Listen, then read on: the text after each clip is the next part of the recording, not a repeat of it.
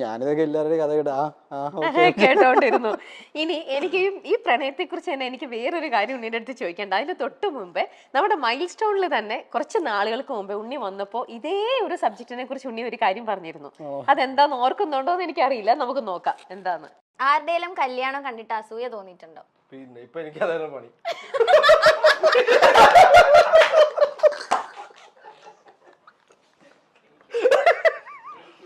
അയ്യോ, ഇതിപ്പോ കല്യാണം കണ്ടിട്ടല്ല, കല്യാണം കഴിക്കാത്തോണ്ട് കുറച്ച് അസൂയ എനിക്ക് തോന്നിയിട്ടുണ്ട്.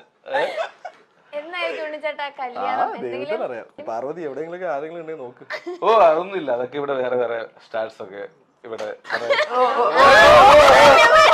ഈ ഷൈനിങ് അയ്യോ എന്താണ് ഉണ്ണി അത്? എനിക്കറിയില്ല. പാർവതി ഇങ്ങനെ ചോദിച്ചപ്പോ ഇങ്ങനെ ബേസിക്കലി എന്റെ കല്യാണം നടക്കാത്തതുകൊണ്ടും ഇവർക്ക് ഇത് തന്നെ ചോദിക്കേണ്ടത് എന്താണ് കല്യാണം.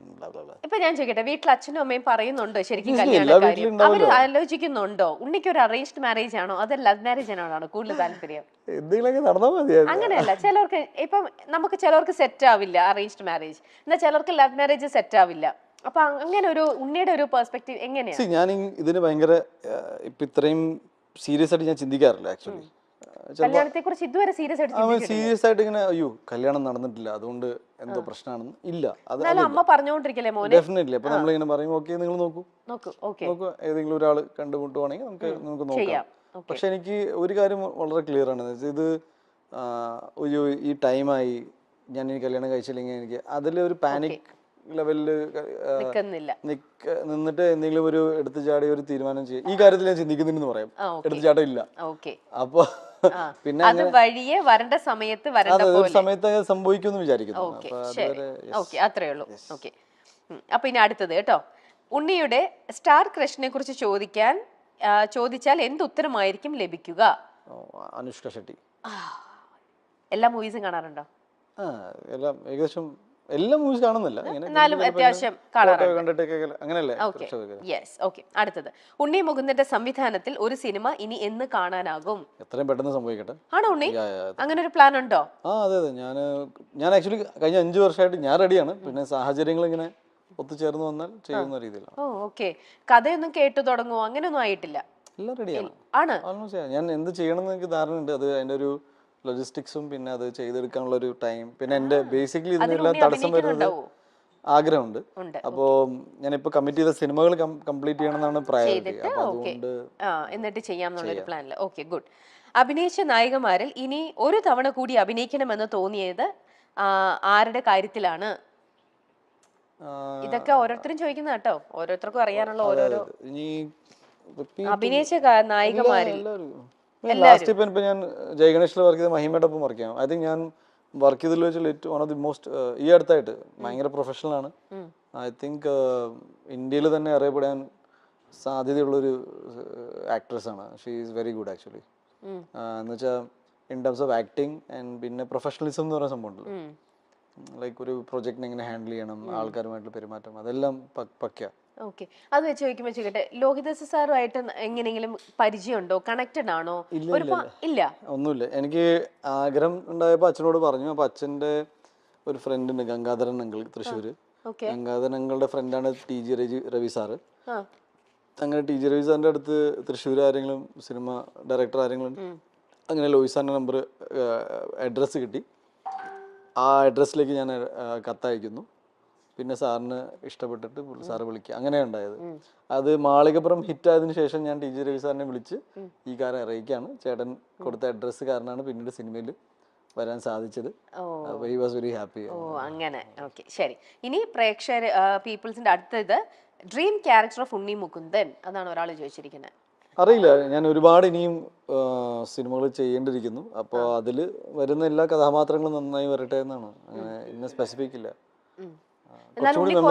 മനസ്സിൽ കാണുന്നത് ഏത് തരത്തിലുള്ള ഒരു ക്യാരക്ടർ? ഒരു സൂപ്പർ ഹീറോ സിനിമ എന്ന് പറയുകയാണെങ്കിൽ ഞാൻ ഓൾറെഡി ഗന്ധർവ എന്ന സിനിമയ്ക്ക് വേണ്ടി വർക്ക് ചെയ്തുകൊണ്ടിരിക്കുകയാണ്.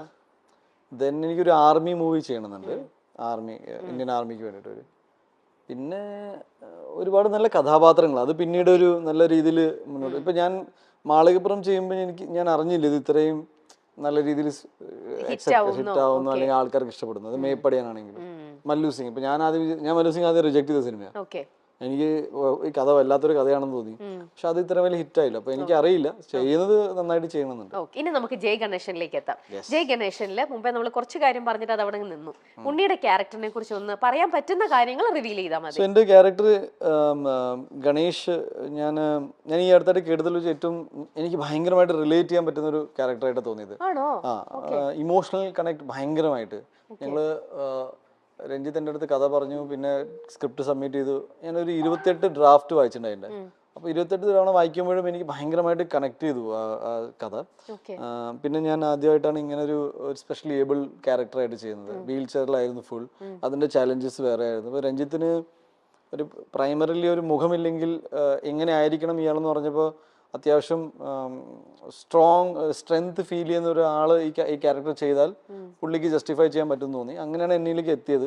അപ്പം ഞാനും പിന്നെ ഇതിൻ്റെ ഫുൾ എനിക്ക് കഥ ഡീറ്റെയിൽ ആയിട്ട് പറയാൻ പറ്റാത്തതുകൊണ്ട് പറയാം, ഇതിൻ്റെ ഒരു ഇമോഷണൽ കണക്ട് ഭയങ്കര രസമാണ്. അതായത് ഈ സിനിമ ആര് കണ്ടാലും അവർക്ക് ഒരു kind of life is beautiful പറഞ്ഞ പോലെ ഒരു വളരെ പോസിറ്റിവിറ്റി അവർക്ക് കിട്ടും. ഒരു കാര്യം ഉറപ്പായിട്ട് പറയാണ്, എൻ്റെ എസ്പെഷ്യലി ഏബിൾഡ് സുഹൃത്തുക്കൾ, ബ്രദേഴ്സ് ഈ സിനിമ കാണുമ്പോൾ അവർക്ക് രോമാഞ്ചടിക്കും. ദാറ്റ് ഈസ് അവരെ സംബന്ധിച്ച് എനിക്ക് ഈ സിനിമ ഒരു രീതിയിലും മോശമായി ഈ കഥാപാത്രത്തെ ഇങ്ങനെ കാണിച്ചല്ലോ അങ്ങനെയല്ലാതെ ഒരു ഹീറോയിക് രീതിയിൽ തന്നെയാണ് സിനിമ നമ്മൾ ഇത് എന്താ പറയുക ഈ ക്യാരക്ടറിനെ നമ്മൾ പ്രസന്റ് ചെയ്യുന്നത്. പിന്നെ നല്ല ആക്ടേഴ്സ് ഉണ്ട്, നല്ല ക്രൂ കിട്ടി എനിക്ക്. പ്രൊഡക്ഷനും ഡിസ്ട്രിബ്യൂഷനും നമ്മൾ ഹാൻഡിൽ ചെയ്യുന്നത് UMF ആ ചെയ്യുന്നത്. പിന്നെ മൊത്തത്തിൽ മാളികപ്പുറം എന്ന സിനിമയ്ക്ക് ശേഷം എനിക്കൊരു ചെറിയ പ്രഷർ ഉണ്ടായിരുന്നു, ഇനി എന്ത് ചെയ്യണം, ഇത്രയും പ്രതീക്ഷകൾ പിന്നെ എൻ്റെ ഈ സിനിമ കണ്ടതും വിജയിപ്പിച്ചത് ഒരു ഫാമിലി ഓഡിയൻസ് ആണ്. ഇപ്പൊ ഫാമിലി ഓഡിയൻസ് ബിഹേവ് ചെയ്യുന്നത് യൂത്ത് എന്ന പോലെയല്ല. ഇവര് ആ സിനിമ കാണണമെങ്കിൽ അവർക്ക് ഒരാളല്ല സിനിമ കാണാം, 4 പേര് സിനിമ കാണാം. 4 പേര് എന്ന് വെച്ചാൽ ചുരുങ്ങിയത് ഒരു 1000 രൂപ, പിന്നെ ട്രാവൽ, സമയം മാറ്റി വെക്കുക. അപ്പോൾ ഒരു വലിയ ചെലവാണ്. ഇപ്പൊ ഒരു യൂത്ത് സിനിമ കാണുന്ന വെച്ചാൽ അയാൾ മാത്രം പോയി കണ്ടുവരും, വീട്ടുകാരോട് ചിലപ്പോൾ നല്ലതാണെന്ന് അവൻ പറയും, ഇല്ലെങ്കിൽ പണം ഡ്രോപ്പ് ചെയ്യും. ഫാമിലീസ് ഒരു ആക്ടറിനെ ട്രസ്റ്റ് ചെയ്തിട്ട് സിനിമയിൽ പോകുന്ന ഒരു സ്വഭാവം കാണിക്കുന്ന ഒരു സ്വഭാവമുണ്ട്. ഞാൻ കുറേ പേരെ കാണുമ്പോൾ ഉണ്ണിയുടെ അടുത്ത പടം ഏതാന്ന് പറയുമ്പോൾ എനിക്ക് നല്ലൊരു സിനിമ അവർക്ക് കൊടുക്കണം എന്നുണ്ടായിരുന്നു, നല്ല സിനിമ. അപ്പോൾ ഒരു വർഷം ഇതിനു വേണ്ടി മാറ്റി വെച്ചൊന്നല്ല, ഇതിനിടയിൽ ഞാൻ തമിഴ് ചെയ്തിട്ടുണ്ട്. അപ്പം മലയാളത്തിലൊരു സിനിമ വരുമ്പോൾ ഒരു ഗുഡ് മൂവി ചെയ്തിട്ട് എനിക്കൊരു സേഫ്റ്റി. ഞാൻ കേട്ടിട്ടുണ്ട് ഈ ഒരു വർഷം ഉണ്ണി 300-400ഓളം സ്ക്രിപ്റ്റുകൾ കേട്ടു, കണ്ടു, വായിച്ചു പോയി. ഞാൻ മാത്രമല്ല, എന്റെ ടീം ഒരുപാട് പേര്, ഞങ്ങൾ ഒരുപാട് സ്ക്രിപ്റ്റ് വായിച്ചു. അതെ, അപ്പൊ അതിൽ നിന്ന് ബെസ്റ്റ് ആയിട്ട് തോന്നിയ ഒരു തവണയാണ്. അപ്പൊ എന്തായാലും ഐ എം ഷുവർ ജയ് ഗണേഷ് എന്ന് പറയുന്നതിനകത്ത് ഒരു സംഭവം ഉണ്ടാവും. അതിന് ഉണ്ണിയുടെ കരിയറിൽ തന്നെ ഇതുവരെ ചെയ്തതിനെക്കാട്ടിലും ഇപ്പൊ പറഞ്ഞ പോലെ ആ ചാലഞ്ചിങ് തന്നെയായിരുന്നു ആ ഒരു ക്യാരക്ടർ ചെയ്യാന്ന് പറയണത് അല്ലേ? എനിക്ക് ഭയങ്കര ശാരീരികമായിട്ടും മാനസികമായിട്ടും എന്നെ ഭയങ്കരമായിട്ട് ടച്ച് ചെയ്ത ഒരു ക്യാരക്ടറാണ്. ഒരു സിനിമ ചെയ്തതിന് ശേഷം എനിക്ക് സങ്കടം തോന്നിയെന്ന് വെച്ചാൽ ഒരു സിനിമ ചെയ്യേണ്ടി വന്നു എനിക്ക്. ഇത്രയും സ്പെഷ്യലി ഏബിൾഡ് ആയ അല്ലെങ്കിൽ ഭിന്നശേഷി നിൽക്കുന്ന സുഹൃത്തുക്കളെ അവരുടെ ലൈഫിനെ കുറിച്ച് മനസ്സിലാക്കാൻ.